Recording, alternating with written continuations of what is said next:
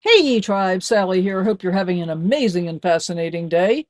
I know I am. First of all, thank you so much for being here. I really appreciate that you take your time to watch my videos, and we're going to see if you take your time to watch this one. So, I'm going to give you a little bit of a heads up. Got some beautiful scenery. I'm traveling from the Hickson Summit Petroglyphs to Spencer Hot Springs with a detour through Austin, Nevada along the way. Got some amazing scenery. And for most of the trip from the summit through Austin, I'm waxing philosophical. And I'm also being very vulnerable, and I'm talking about some of the things that are really important to me and how it is that I became a full-time nomad. I hope you get something out of it. I truly do. But I'm also a little concerned about putting this out there on the interwebs. So I'm going to ask you make all the comments you want to, but be kind. Okay? Be kind. I'm not gonna respond to negative comments. In fact, if you're really negative, you're gonna get blocked. Um, if you've got questions, if you've got comments, I definitely want to hear about it. I hope you make it through all the way to the end. It's kind of long altogether. It's about 49 minutes, I think, 40, 50 minutes maybe. But once we get out of Austin, I'm done waxing philosophical. So if you want to skip through that part, get to the end, see the hot springs, and see if you can spot the naked person. After I got in here and I shut off the camera yesterday, I realized I was further from level than I really thought I was. So I spent another, I don't know, 20 minutes trying to do something different that was going to be better, including trying to get into this site up ahead that we're going to pass in just a moment, and ended up backing up down here again. Hang on a second. And I ended up backing down this road. I actually went all the way up here to this last site on the left and looked at that as well, but there was no way I was getting into that one. So pretty unlevel, but beautiful area. And once I got in there, I would have stayed for another night because it's really gorgeous here. And there were two other people camped here last night, and one of them's already gone. But look, here's somebody else who apparently has come to look at the petroglyphs. I did a separate video for that when we went for our hike this morning.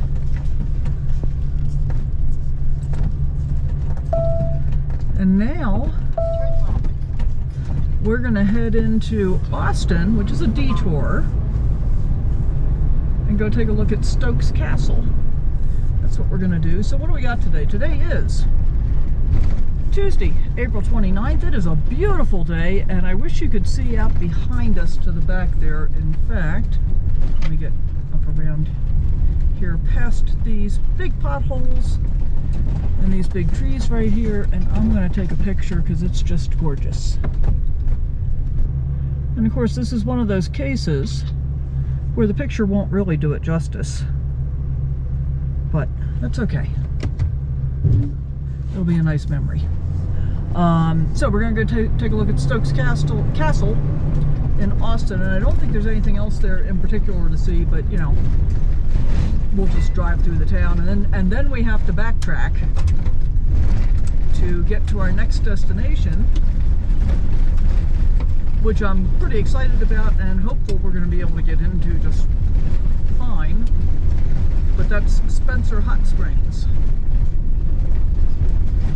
And so ideally we're going to spend the night at Spencer Hot Springs tonight. And then there's another place that I'd kind of like to go to, but from what I've read online, the road is pretty awful. It's dirt. And I mean, this dirt road is not awful, but it is pretty washboardy. And I can say not awful because I'm doing, 25 miles an hour on the washboard, and I don't really feel like I'm getting completely rattled apart, although this bit's bad.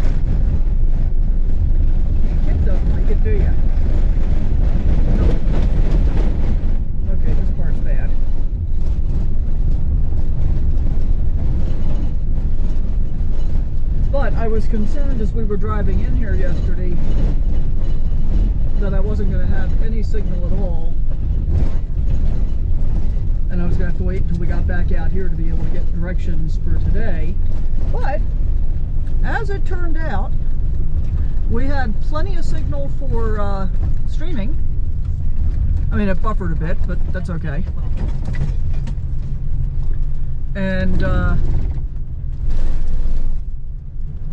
didn't have enough for uploading videos, but it's okay.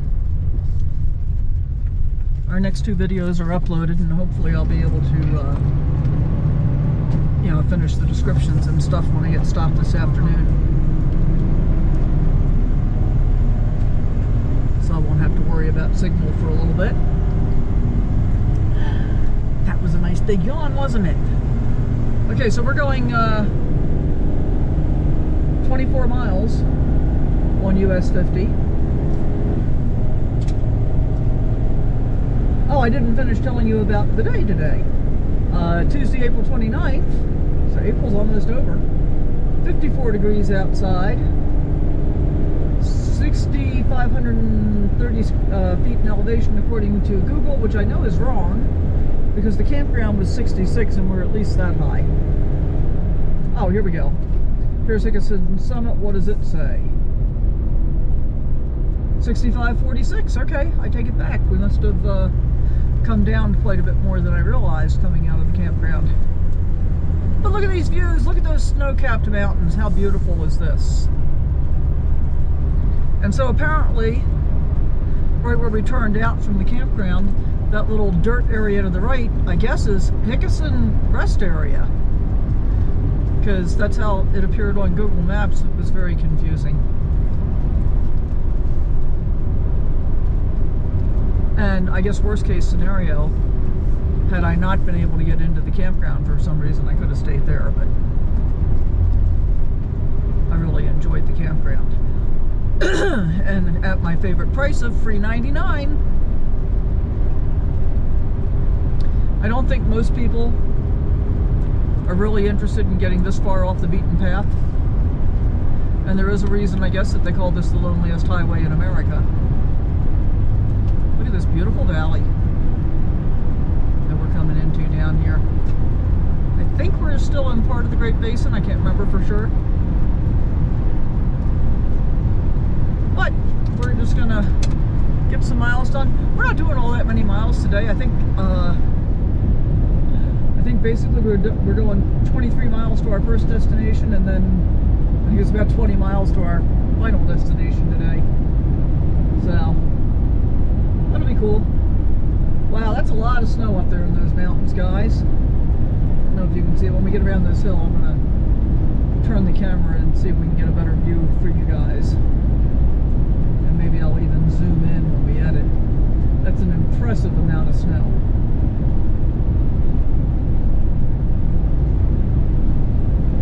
Yeah, look at that. Can you see all that? That's a lot of snow. The snow up top is many feet deep, I can guarantee. As Justin Wilson used to say. I imagine he's died by now. Anybody know? Y'all know who I'm talking about? Justin Wilson, Cajun cook, Louisiana. Used to have a TV show. He was fun. Look at that view. Just look at it. Alright, you probably don't want to watch the view the entire time with me. I'll pick you up again when we get into Austin, unless we see something else spectacular. Fair enough? Wake up with the sun in our eyes. Sally forth, no need for goodbyes. Journey calls, let's roll the dice. Every mile a new surprise. Not quite sure why, but I felt compelled to show you this snowy mountain view again. I think especially because it's now under those overhanging clouds, it looks even more ominous to me.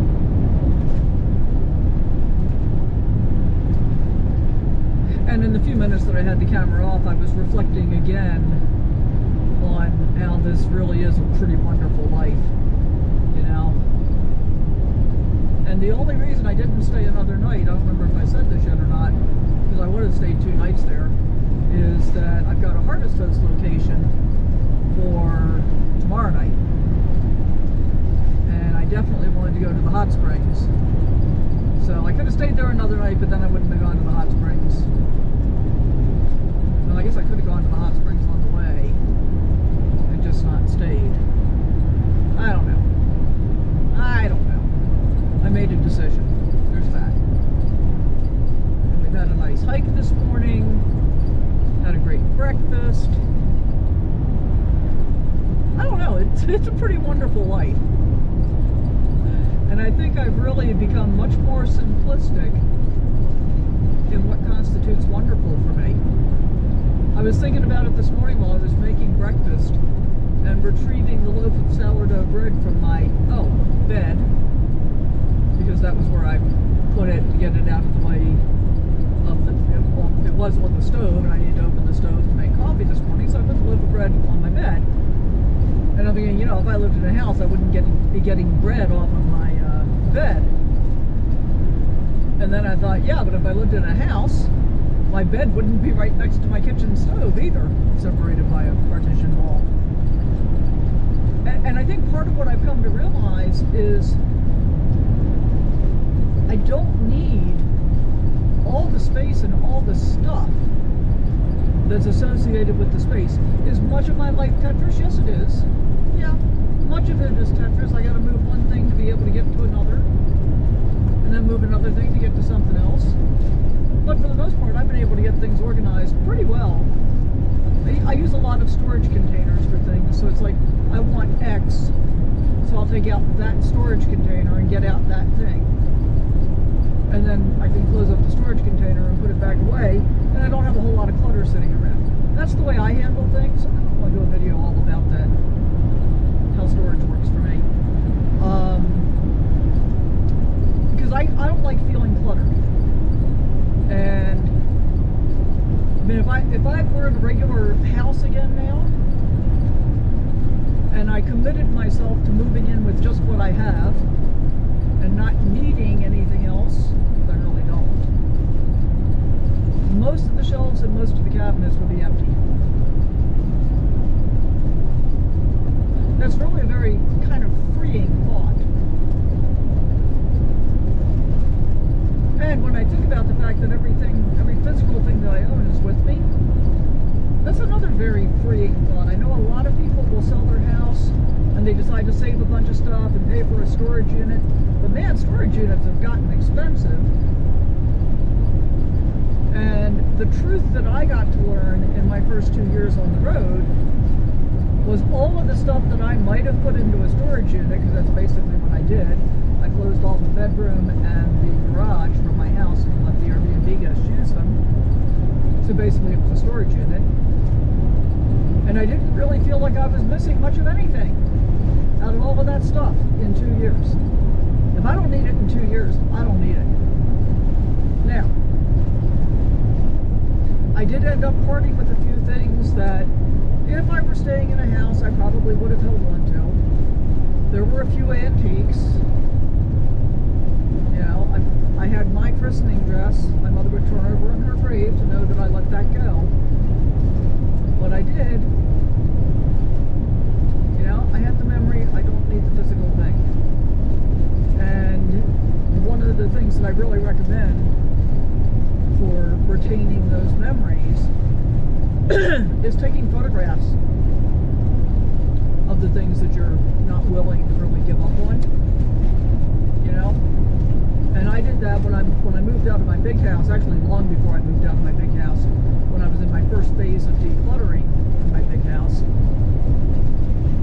I would pack stuff up in boxes and put it in the garage, and I would take pictures of things. And if I didn't feel compelled to look at the picture or go get the thing out of the garage, I knew I could go get rid of it in 6 months. And so I did that. I've gotten rid of a lot of stuff.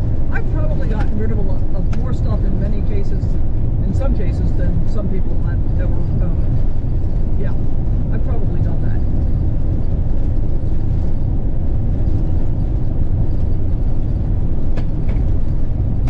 And in part because I moved a lot.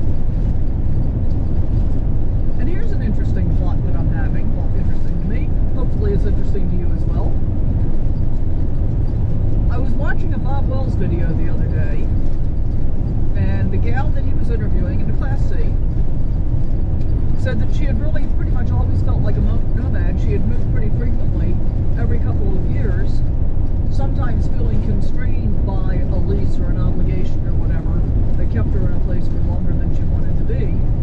But she thought nothing of moving from one city to another, starting over with a new job and a new house and, you know, all the stuff. And what occurs to me is, part of the reason I accumulated so much stuff was that I did move a lot, up until I moved to Tehachapi, California in 1996. And then I lived in that same house until 2018, and I sold that one and moved to a different house in Tehachapi that I owned until last year. So let's say my domicile residence was Tehachapi from 1996 until 2021. That's 25 years. That was longer than I had ever stayed anyplace else in my entire life. It's also, by the way, why I kept my married name, because I was with my ex. We were married for almost 30 years, I think. We were together for almost 35. And I'd had that name for longer than I'd had any other name in my life, so it seemed kind of silly to start over. Whatever. Anyway, back to the stuffed issue. You know, it's like, I'd move to a new place, and not every time, but sometimes it would be like, all right, let's have a completely fresh start. Let's get new dishes.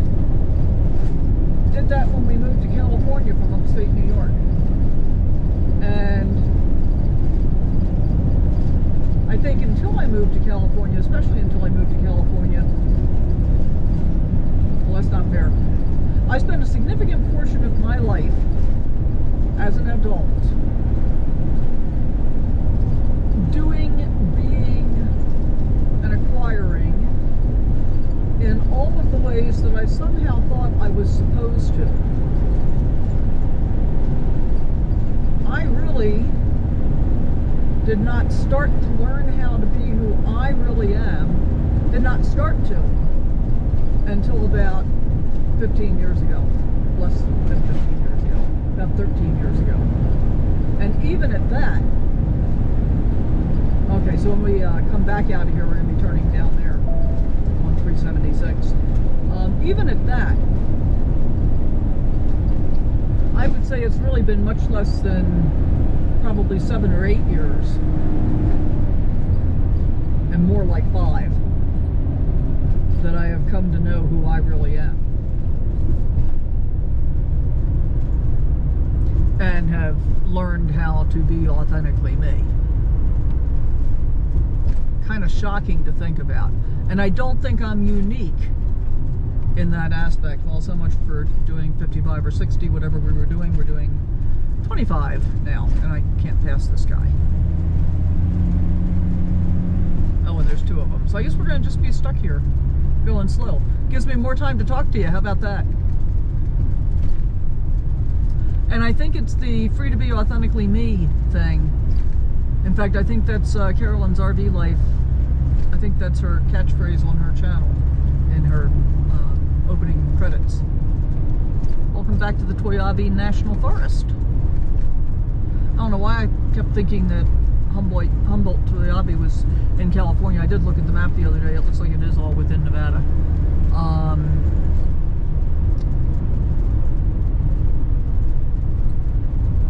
And I thought I was happy. I did. I thought I was happy. I didn't know any better. But I was really conducting myself and convincing myself that happiness was based on doing what I believe to be the right things. And I can remember, you know, things like going to auctions and antique shops and acquiring things and collecting Christmas plates and decorations. My goodness, I had service for 36 in Spode, China. Christmas China. I can't believe some of the stuff that I managed to acquire, you know? All that Spode China. I can't pass these guys and see around that curve. I guess we're just going to be stuck here for a bit. Service for 36 in Spode China. I had service for 16 in my everyday dishes. I had a buffet service for 24. And I believe, well, I don't believe this anymore actually. I was taught to believe that I loved entertaining. And to a certain extent I do, but you know, it's funny, I realized toward the end I didn't really love it all that much. And in fact, my last birthday with my ex, kind of a disaster in some ways. Hope you all have time for this as I'm conducting my own therapy session. We'll see if I ever decide to publish this or not. My last birthday when we were together was 2012. And my ex decided I was going to have a birthday party and that I was going to prepare this amazing meal, and I am a really good cook. I'm even a chef quality cook, guys. In fact, my ex and a number of other people tried to get me to open a restaurant for many, many years, and I always said I didn't want to work that hard, which was a little bit facetious because I always worked hard, but I didn't want to be committed to those kinds of hours. Anyway, he decided that I was going to make filet mignon for, I think we had 16 people, and all of the accoutrements that go with that, as well as bake my own birthday cake. And that was his idea of what my birthday party should be. You know, he never asked me what I wanted. And it didn't occur to me to say, this isn't what I want. You know? I just ended up acquiescing. See, I can't get up around these guys yet. I need a little more sight line than this to be able to do that.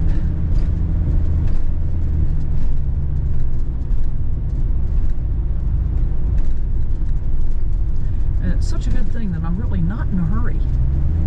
If I don't get around them at all, it'll be okay. It will. It'll just be a 30-mile-an-hour trek and a 55-mile-an-hour speed limit. Whatever.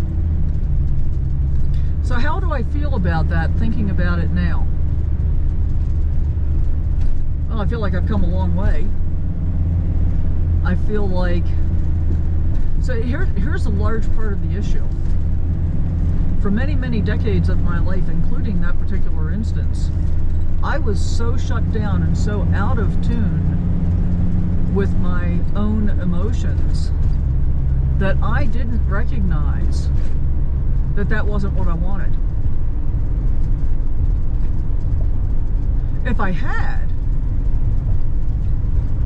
recognized it, if I had been able to articulate that this is not what I want for my birthday, then, you know, and then it didn't make me feel like I was special or loved or, you know, appreciated getting a special day for myself. If I had been able to figure that out and articulate it, that would have been one thing that I would have articulated, but I didn't know that that was the truth. Does that make sense? I mean, I just didn't know. So I just went along and I did that thing.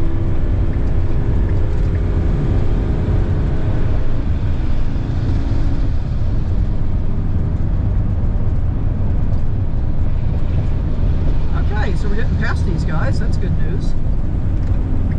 Yay.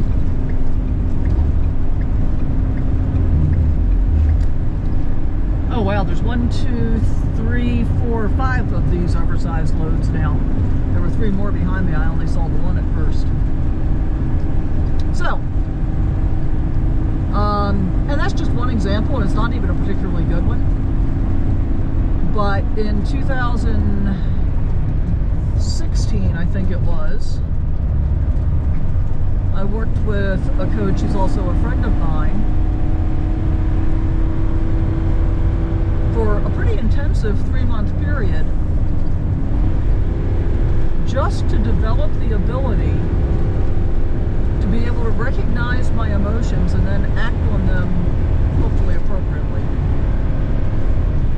I was so shut down, guys. It was such a piece of work to have to get through. I mean, we started off with, I couldn't even name most emotions, let alone differentiate them or understand what they mean. We're not even talking about feeling. I mean, I just couldn't even identify, right? And we went from beginning to identify emotions to being able to talk about incidents. And then after the incident was over, I could start to recognize how I had felt at that moment in time. And ultimately, to the point where now I can, actually feel an emotion when a thing is happening. And probably one of the most fun things that happened, and I think it was 2021. Bob Scott Campground's closed. I wonder if that's because it's still in April, probably.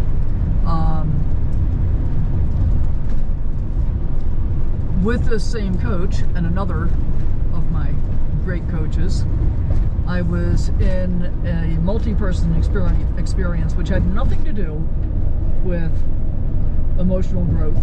I mean, it was basically all business growth. But one of the things that we did was a breathwork session in the morning. And, going back to how shut down I had not really cried since I was a child. I can name the one or two times that I cried since I was 5 years old, maybe 3. And that was because when I was 5 years old, my mother told me to stop crying. Big girls don't cry. And that was all it took for me to know that crying was not appreciated, appropriate, or necessary. 45. Oh, that's at 15 miles an hour for that turn for a moment. I'm like, wait, what?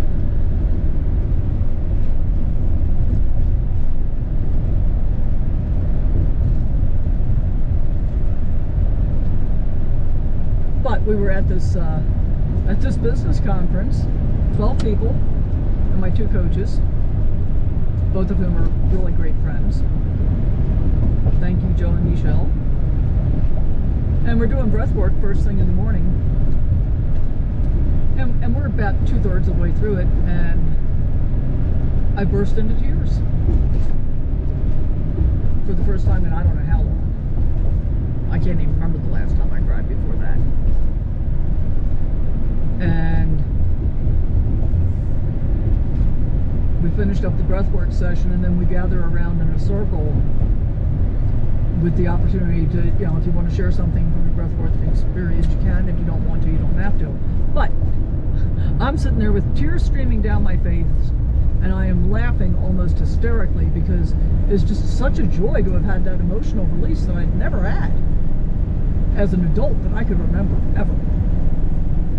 And I'm just laughing out loud, and Michelle and Joe, who know me very well, both of them, and the rest of the people in the room really did not know me or know me well at all, the ones that did know me. And they're a little taken aback that I'm laughing and crying, and Joe and Michelle were laughing out loud along with me. And I kind of explained what had happened, and I mean, what a breakthrough. What a breakthrough. And that's just been since 2021. I think it was 21.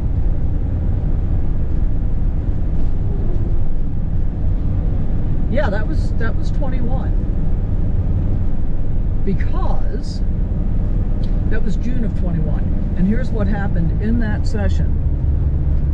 One of the things that we were doing, one of the activities we did, was to build a vision card. And a vision card is, like a vision board, whatever. This one's small, it's like 6x9, and I still have it. I'd have to get it out when I stop and look at it again today. I do look at it periodically.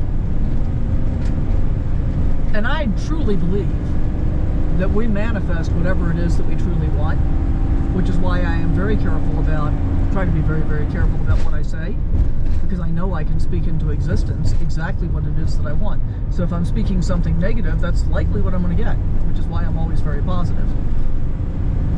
So on this vision card, I won't tell you about the whole thing, but I will tell you, I put a picture of train tracks running off into infinity. So to me that indicated, you know, the road to the unknown, the path to the unknown. And on top of that railroad track section, I put a picture of a Class C RV. And in particular, a Class C RV with an E450 chassis. If I had known about Phoenix Cruiser when I did this and I had found a picture, that's what I would have put. I know that now, but same chassis.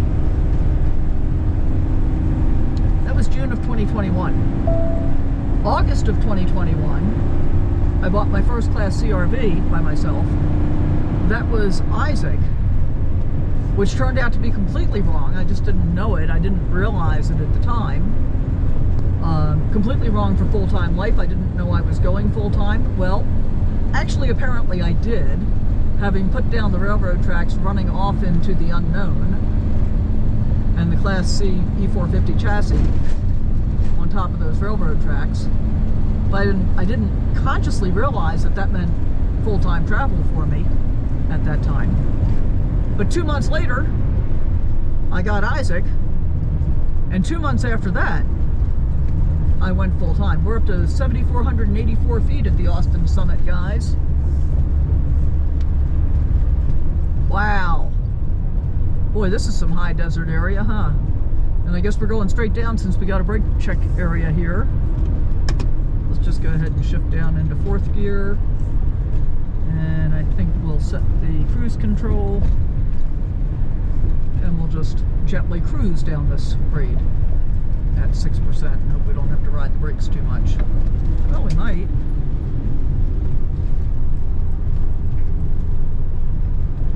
Big Great Motorcycle Road. I don't think I've been on this one. Maybe I have. Nah, I don't think so.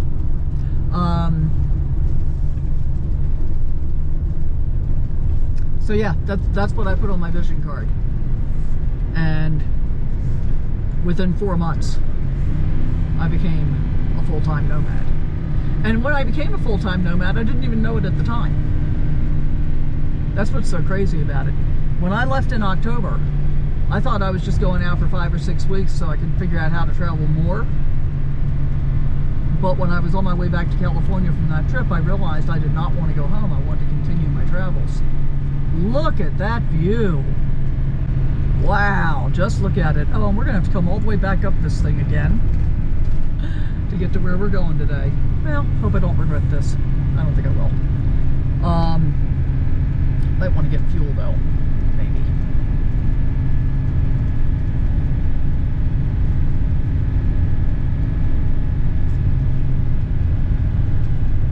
Sorry, I'm just taken in by the landscape. And I hope you're enjoying this little visit as much as I am. It's kind of fun to reminisce. So yeah, so I came back, and on my way back I decided to turn my house into an Airbnb and hit the road full time. And you know, what are we coming up on now? Well, it'll be 4 years in October. So 3 years and 7 months, I guess, at this point. Pretty cool. Well, I guess we're not nearly done going down because we've got another brake check area in 3/4 of a mile.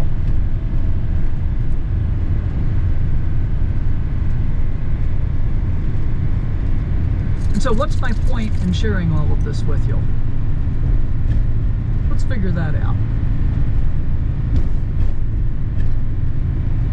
I think my point really is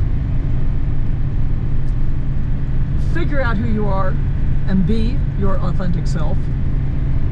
Don't feel like you have to fit into the mold and do the things that you believe are what you should be doing, unless that's what you truly believe. But make sure it's truly what you believe, not what has been forced on you through society, you know, familial norms, all that kind of stuff. Because that's what I was doing. And I thought I was happy because I didn't know any better. Oh, so, yeah, so we're wrapping back around to where I started this with, it really is a pretty wonderful life. So, even when things go wrong in my nomad life and I've got issues that I got to take care of and stuff like that, for the most part, it's just not that big a deal. It just isn't. You know, you figure out what the solution is, you do the solution, and you move on. But in a sticks and bricks life, for me, it was easy to get kind of wrapped up in all that stuff. To let the issue or the problem become kind of overwhelming, rather than, you know, embracing what's truly important. Oh goody, now it's a 7% grade. And we got to come all the way back up here. Okay. Well, I'm going to enjoy it in both directions. I won't put you through that though. How about that? This would be a great motorcycle road, especially coming up. I wouldn't be at all surprised if it doesn't get a lot of attention that way. You know, I would not be surprised if motorcyclists come from out of the area to be able to ride this road, especially going up, because it would be a lot of fun.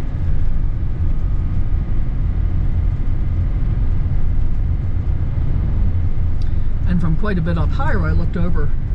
You can't see it yet, but I saw this RV over here and some sign. Austin mountain bike travel guides available. Beginners to advanced trails. Champs Fuel and Food Mart 1 mile ahead.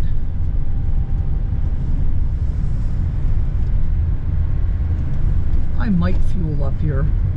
Speed trap? We'll see how bad the price is.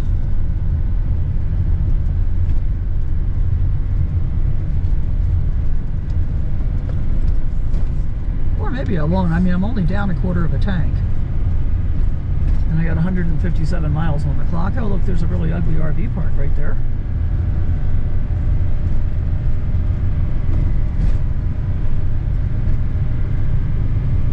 Everyone welcome at the Austin Baptist Church. Bert T. Gandolfo Park on the left.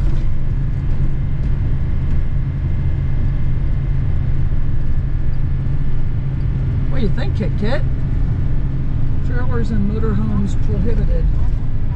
To the right. It said there was a severe dip. Well, I have no idea what the story of Austin is. I suppose I can go to the museum and find out.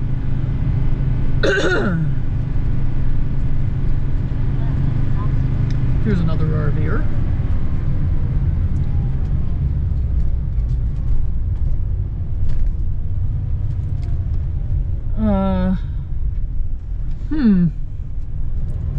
Is there another way to get here? We may just be seeing this from afar. I don't like the looks of that road. Head northwest on US 50 West. Oh, there's another way to get there, but that looks worse. Quarter mile, turn left on Stokes Castle Road. Historic Austin Courthouse over here on the left.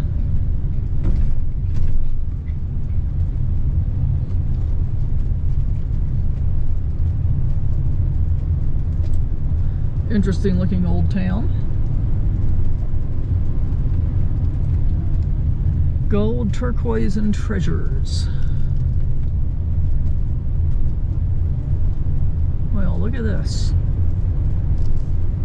Austin doesn't look terribly prosperous.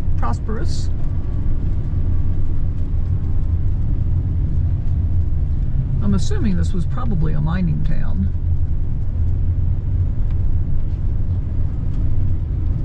And we are just about at the end of the line.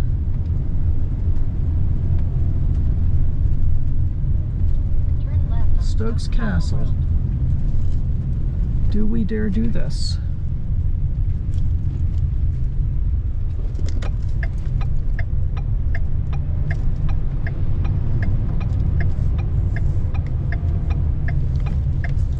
Oh yeah, no, it's dirt on this side. We're not going to do this. Quarter mile, turn right onto Castle Road. Well, sometimes, guys, and we're not going to get fuel here either at 429. sometimes we take a detour just to take a detour. And I guess that's what we've done today, Kit. So we're going to drive all the way back up here.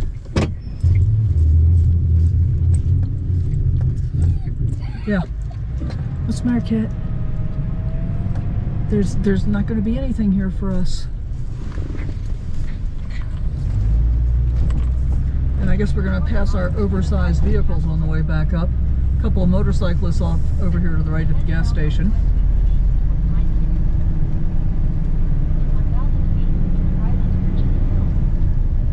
Yeah, I don't trust either of those roads. I don't want to take a chance. So we've got 12 miles back up this mountain and down the other side to get to the turnoff for our next destination. So I think I'm going to wrap this up for you as we come back up through town to say, wake up. I can only encourage you to wake yourself up and learn what happiness really means to you. Going through the motions in life, doing the things that you think you're supposed to be doing, rather than doing what really makes you happy. Life's too short, guys. It just is. And that doesn't mean you need to sell everything and go get an RV. Doesn't mean that at all. But it does mean that you deserve to have the life you deserve. You deserve to craft the life you truly want. And that's what I've done. And that's what I'm doing. And I'm hopeful that you're doing the same and that you truly are happy. I know I am. That's why I start every video pretty much by saying, you know, hope you're having an amazing and fascinating day. I know I am. I know I am. Yeah. Pretty awesome here in Austin. Oh, now see, I missed all of this coming down. Look at the old railroad car and this shack here on the left and the piles of debris. Drove right by it and didn't even see it. Which is why things often look so different going in the opposite direction. But I'm not going to make you come all the way back up this mountain with me. I'll pick you up the next time we run into something interesting to see, or I feel like I've got something interesting to say. Hope you've enjoyed this, little discussion. Please let me know your thoughts in the comments down below. I truly appreciate you sharing your thoughts. Alright, we'll get back to you probably shortly, because we've only got 18 miles to go to our next destination. It looks like we've got 7 miles of dirt. Let's see what the sign says. If we can read it. Doesn't look like we can read it. Continue on National Forest Development Road 001 for 5 miles. It's about the Tokima Caves. Can't read it. So we've got 5.5 miles of this road. And then about another mile or so, another dirt road. We'll see how this turns out. So then of course we'll have to come all the way back out of here tomorrow. And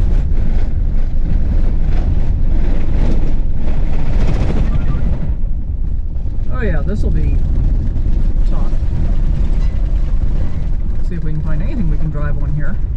So although we're turning south again on 376 tomorrow, it occurs to me that I'm not 100% sure we don't have to come all the way back north again to US 50 and go back up and down that mountain through Austin again. We'll find out.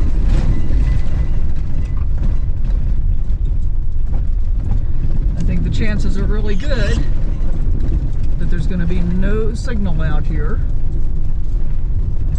and we'll just find out if it turns out to have been worth the drive or not.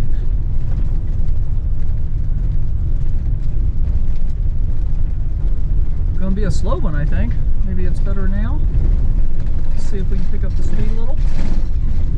Well, I won't make you suffer. Wow, this is tough. All right, I'll figure it out.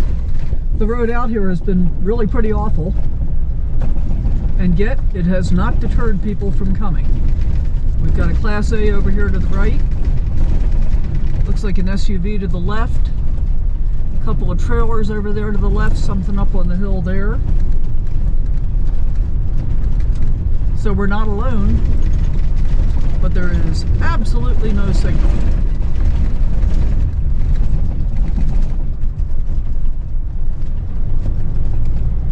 At least on visible. I'm going to see if there's any T-Mobile signal once we get up here and get stopped.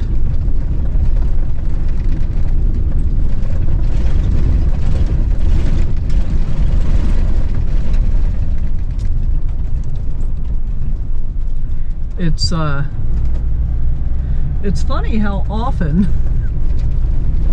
hot springs seem to be at the end of really long, really awful roads. We still have 0.2 of a mile to go.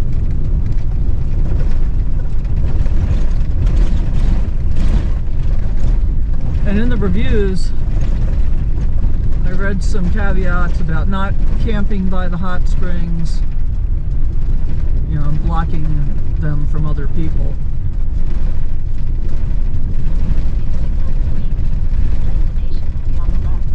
I do want to get kind of as close as I can though, since I'm walking on a broken foot. Oh look, we've got water over here to the left. And somebody's trash.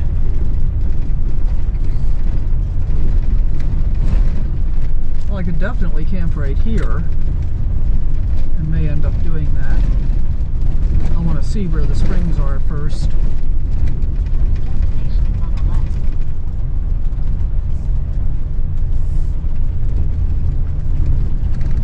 Okay, we got another road that goes through here.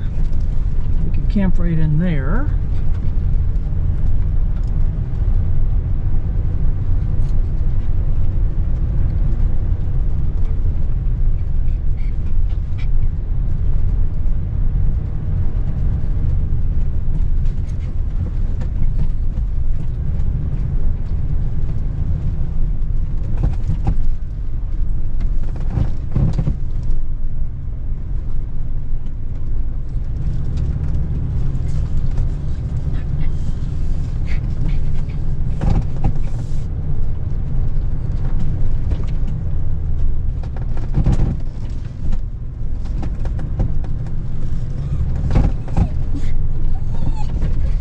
Hang on, Kit.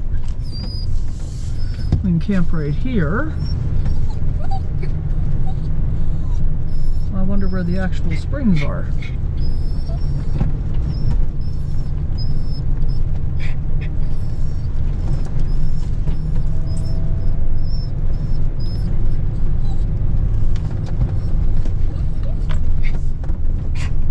Well, there's a fire pit.